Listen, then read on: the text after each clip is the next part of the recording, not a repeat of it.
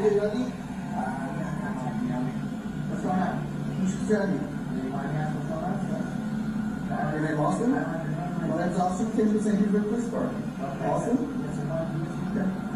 Just need to talk to you. Wait a second. Hey, Austin.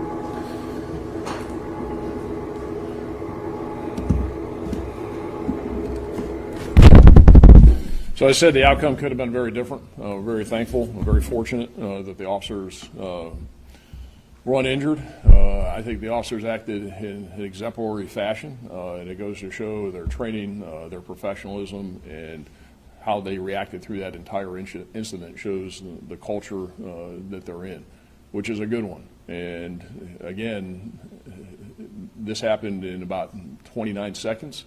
Very fast, and it shows the challenges that officers face every day. And mixing drugs, mental health issues, and guns is not a good thing, and this is a result. But again, we're very fortunate that Officer Kuznetsov and Officer McKenzie were not shot. As you can see, even after Kingo's fired the round that whizzed by, and I can't stress how close it came to hitting Officer Kuznetsov in the head, is he reached out again and tried to fire. But for that gun jamming, he would have fired several more rounds, and we of course don't know what that outcome would have been, but may not have been good. So I'll turn it over to Chief Holloway if he wants to make any remarks, and then we'll take any questions that you have. Chief. I want to thank the sheriff and the task force team for looking at this case and make sure that we did everything correctly. Every time I look at that tape, I just want to tell you, it makes you think. Everybody always says, the officer's a routine traffic stop. There is no such thing as a routine traffic stop. You saw what happened in that short period of time. I'm very happy that both of these officers are going home safely. I'm very proud of the way they acted on that day. So any questions for me also? Does anybody have any questions?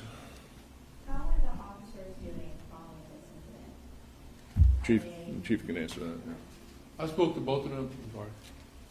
I spoke to both of them this past week. You know, that's a lot to go through. So we will make sure they get the assistance that they need, also with their families, and we'll take it one day at a time. Are they hospitalized? No, they were not. So they're both, the officer that fired the shot, he's being placed on paid administrative leave. The other officer, as soon as he's ready to come back to work, he can come back to work. Did bullets pierce either of their bodies? Or it was just that one close call? It just went by his head, close call. Neither officer was struck. What would you have to say to people in the community who are worried about mental health and guns and? Well, I'll say it, I guess, this way. I have been and still am very concerned about what we're doing and not doing in relationship to mental health treatment services, and especially case management. And then there's a lot of room to do better and to do more.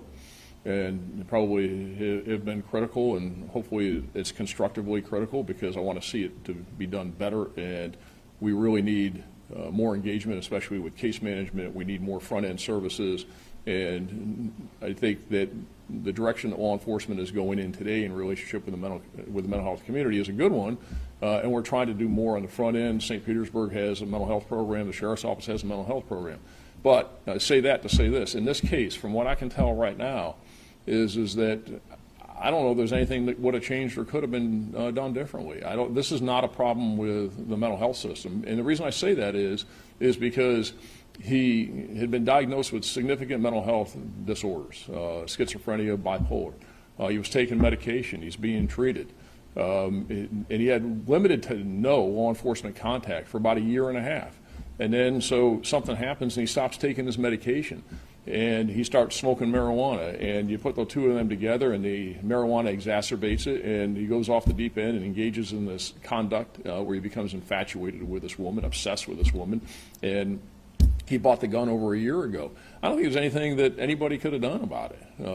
It's just a calamity, and things happen. This is not something because he wasn't, based upon his lack of activity, he wasn't susceptible to intervention by law enforcement. This wasn't a threat management issue. This wasn't where he was an opportunity to case manage him. Is that he just stopped taking his medication and it didn't get on anybody's radar. And sometimes, just bad things happen, and I think that this is one of those times. What specific charges are you facing now? Well, there's a plethora of charges, and you can take a look at him. He's faced attempted murder of a law enforcement officer, the use of a firearm in the commission of a felony, various counts of violations of the injunction. So there are several charges that that we arrested him on, and they're all listed, or we can get them to you. But of course, the most serious is the attempted murder of the police officers. You will break your art to us, I guess. I was able to buy a gun. Well, there was no problem with him buying a gun. When he went to buy that gun in March of last year, he's not a convicted felon. He's never been committed for mental health issues. And that's one of the things that people often mistake is that people think, and it really is just a misperception and a misunderstanding, is that somebody being Baker acted, and he was Baker acted twice, is merely taking somebody into custody for an involuntary examination. It's an examination. After that period of examination, people are generally released. And that is not a determination of incapacity. It's not a commitment for mental health issues. The only time that anybody is disqualified from a gun purchase is if a court makes a determination that they are incapacitated due to a mental health issue. So the hundreds of thousands of people that are Baker acted annually in the state of Florida, and it's about 205,000 a year that are Baker acted, none of those disqualify somebody from a gun purchase. So it's a very, very small percentage that are actually committed and disqualified from a gun purchase. It's probably about 1%. So he is not a convicted felon. He had never been disqualified from a gun purchase. There was nothing that prohibited him from walking into that sporting goods store in Tampa and buying a gun. In connection with his stop injunction, though, he was told that he wanted to give up on his guns, and he testified under oath that he didn't have any guns. Correct. Do you reason to believe that he lied under oath? Well, of course. Because he had this gun, and when he was served, he would have been required to surrender his firearms or not possess firearms.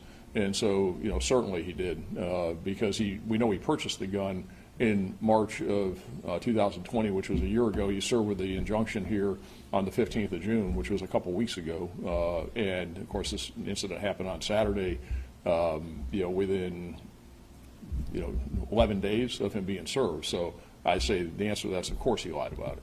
And does law enforcement have any way of tracking after an injunction of that kind is issued, whether the individual owns a gun? Can you go back and check records? So law enforcement agencies in the state of Florida are prohibited by law. We are prohibited by law from maintaining any lists of anybody that owns guns.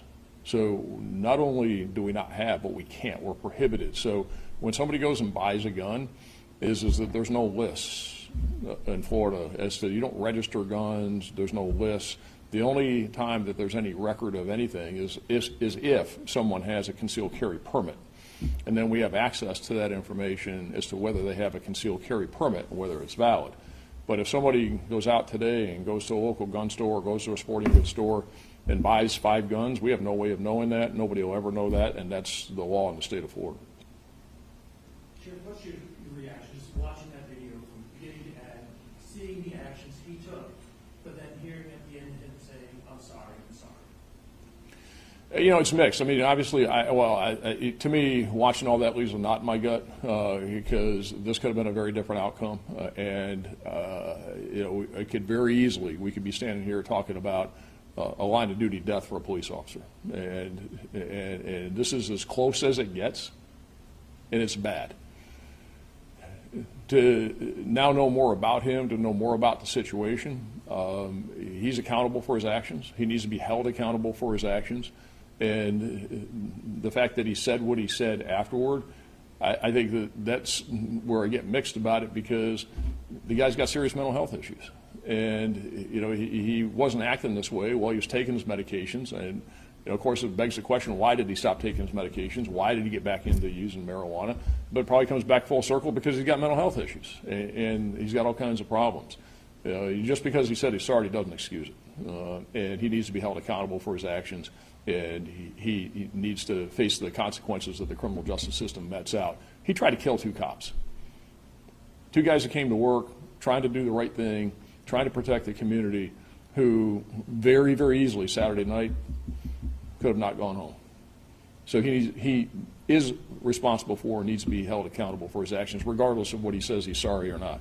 There's minimum mandatories that come into play when you use a firearm in the commission of a felony, when you attempt to kill a cop, and he needs to go to prison for a long time.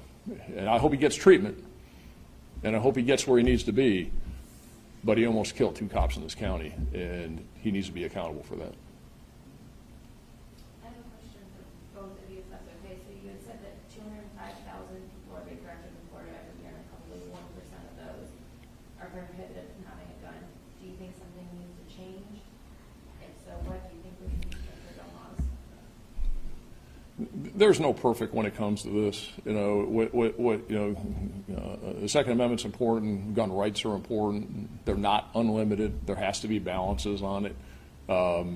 It's a very tough issue. One of the things that I know is that it's a people problem, and people need to be responsible for their actions. There's debate on both sides of this. There has been forever, and there will be in perpetuity. This is one of those issues that has been around, will always be around, and there will always be disagreement on it, and there's no perfect answer to it. And I'll just add on, like the sheriff said, Second Amendment, it's very important. But again, it's a people's problem. The gun didn't fire, the person fired the gun, and you need to address that issue first. Is there any way that you think, I know we heard from the sheriff a little bit, but how, I know you guys have with St. Pete Police Department, the mental health program that's in place. Do you think Again, I think you just have to look at the laws and just keep, chip at it little by little. But again, people have a right to bear arms. But then also, do we need to work with people who have mental issues? Yes. So it's just going to take one step at a time for us to get there. All right. Anything else? Thanks, everybody. Appreciate it.